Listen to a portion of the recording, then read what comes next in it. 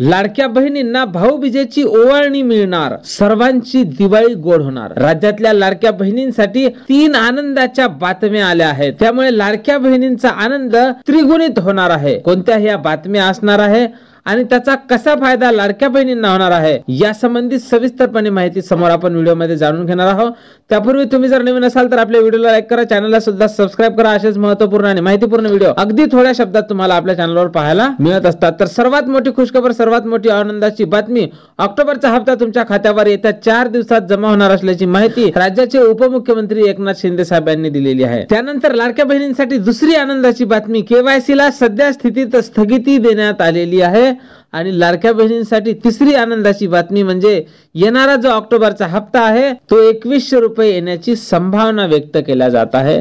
तर ह्या 3 आनंदाच्या आणि महत्त्वाच्या बातम्या लाडक्या बहिणींसाठी येत आहेत। असेच महत्त्वपूर्ण व्हिडिओ पाहण्यासाठी आपल्या चॅनलला सबस्क्राइब करा। धन्यवाद।